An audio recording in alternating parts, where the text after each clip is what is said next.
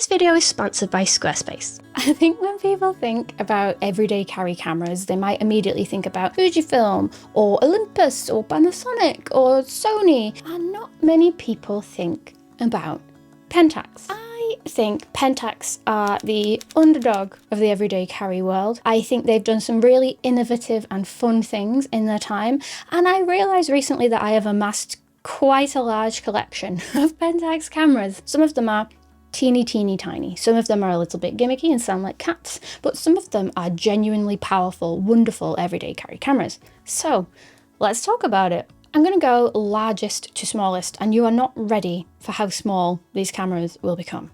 But anyway, the biggest one, and the pinkest one, the Pentax KR. Weirdly, this is far from the maddest colour that this camera is available in. Look at all the colour combinations. Reason 975 why I love Pentax. They always championed fun photography and fun colours. So this camera came out in 2010, so it's super duper old, and it was Pentax's first sort of serious DSLR that went against the Canons and the Nikons at the time. It has a 12 megapixel sensor and some questionable plasticky lens options. However, there is a trick up this camera's sleeve, which is why I bought it, not just because it was pink. This digital camera also shares the lens mount of Pentax's film cameras, the Pentax K mount, of which I have quite a few lenses. So my mind went, old vintage K-mount lenses paired with a vintage bright pink camera with mad JPEG filters. Sign me up.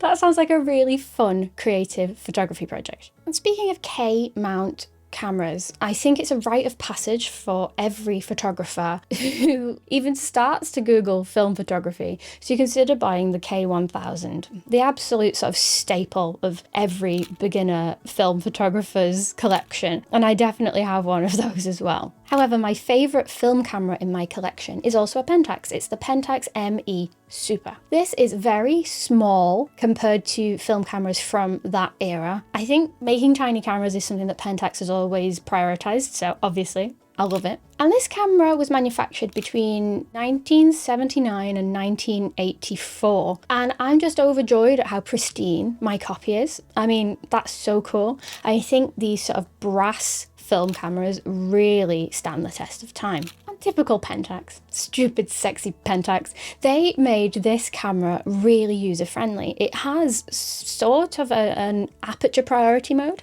and you can change the shutter speed by using these two buttons on top rather than any traditional dials, which was pretty groundbreaking back in the day. These are some photos that I've got with this camera. I like to stick the EV meter a little bit spicy at over 1 stop overexposed, and I really like the results. Let's look at a digital one now, which has a lot of interesting shared characteristics to this Pentax ME Super. This is the Pentax MX1, which is the crowning jewel in my camera collection as far as I'm concerned. I've done a dedicated video on it and I do talk about it quite a lot and I love it. The reason being is it's a digital camera and it has a brass top and a brass bottom. And I just think it's one of the sexiest digital cameras ever made. The film camera aesthetic from the ME Super is timeless, and so many cameras today, like modern Fujifilms for example, really emulate that look. In a world where everything suddenly went silver in the early noughties, having a beautiful timeless digital camera like the MX1 is worth its weight in gold.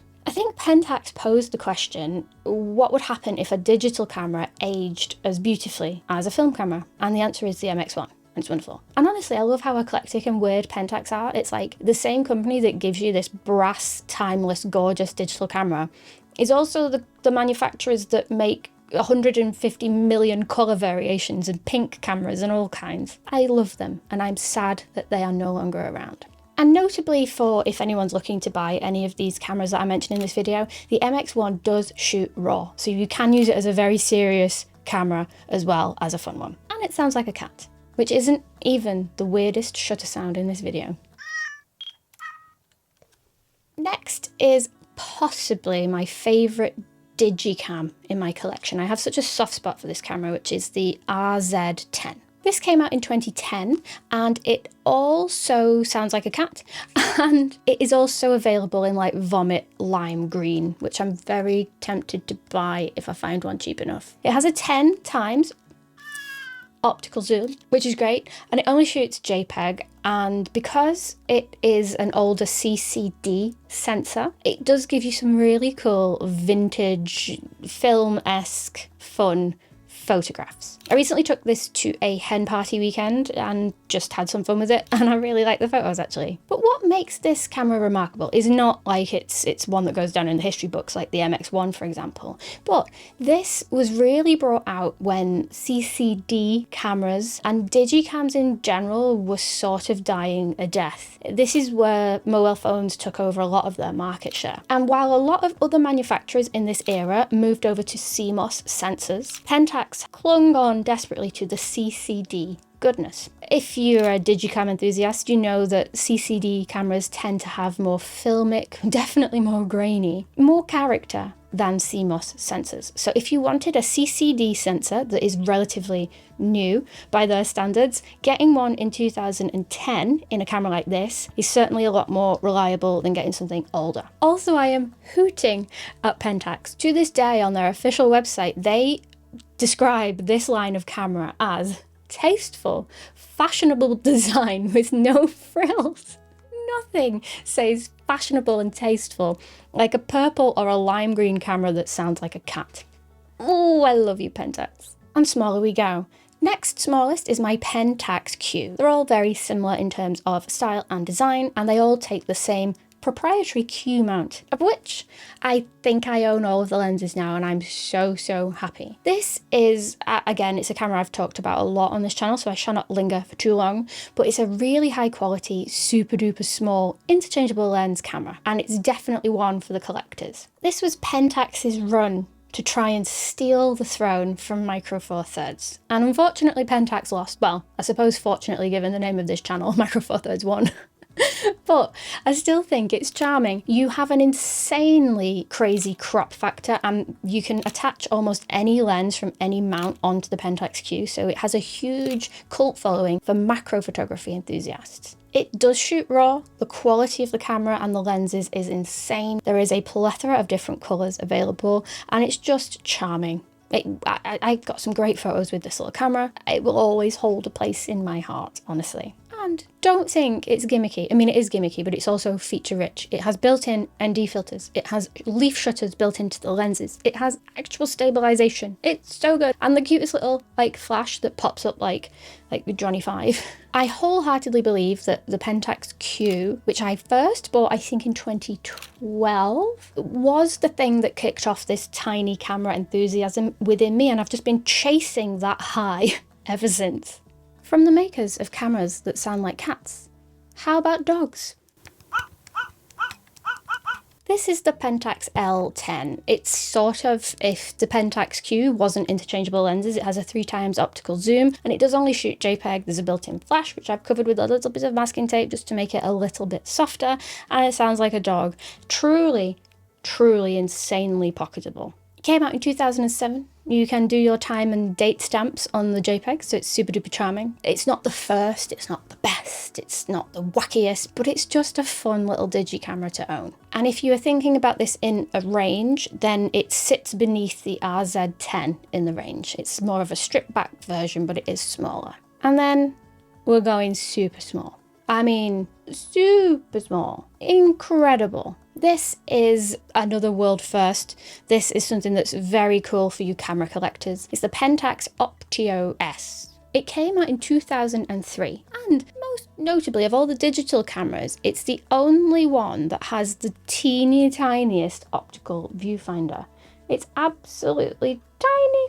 I think that's probably just because live view and viewfinders in general were crap in 2003, but I do really find it charming that it has an optical viewfinder. It's also patented to have a world first bit of technology. To keep it so small, instead of the lens coming out, because it does have a 3x optical zoom, it goes sideways back into the camera so that it stays completely flat when the camera's off. A lot of the branding around this camera at the time was it would fit into like a mint tin Altoids. I don't know, we don't have them in the UK. You could easily fit it into a deck of cards. Anyway, it's super duper tiny. And the smallest in the film lineup is another notoriously cool camera for the history books, the Pentax 110 Auto. This is the world's smallest film interchangeable lens camera, and to this day remains so. It's super cool. It takes 110 cartridges, which are a little bit harder to find and get developed nowadays. But interestingly, for you Micro Four nerds out there, the 110 film size is almost identical to Micro Four Thirds, so you can adapt these lenses without any focal reducing or anything necessary. It's super easy to adapt them, and they're full of character. They're interesting because the original camera is so small, there's no way to change the aperture. You would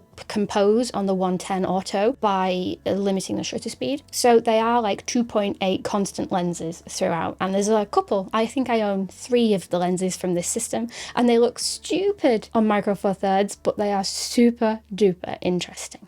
Literally, you just adapt them with a metal dumb adapter. Super easy. So that's my collection, and I think in terms of actual usability, I think the MX1 and the Pentax Q, because they both shoot RAW and have very high quality lenses, are legitimately good everyday carry, genuinely good cameras. Really, really cool.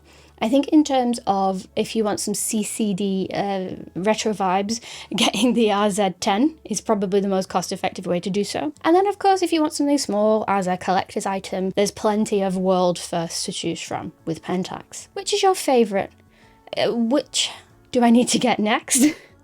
And let me know what you think in the comments. And let me just take a moment now to talk about the sponsor of this video, which is Squarespace. They've been a long-term supporter of my channel and I love them. I've used them for my website for many, many years now. And if you are looking to create your own website, there is no better place in which to do so. They make everything super easy for you with AI features to help you design your website and make it look really professional from day one. And you can also add on different features as you progress. So for example, you could start as a blog and then you could maybe add a store, or you could add a mailing list. Whatever you want to use, Squarespace has you covered. I use my website to show my portfolio and to sell my digital photo presets, for example, and also some workshops now, but back in the beginning it was just a very basic blog. So if you'd like to see what Squarespace can do for you, then create your magnificent website, and when you're ready to launch, you can use the code Micro4Nerds for a cheeky discount on your first purchase or domain. As always, thank you to Squarespace, and thank you to you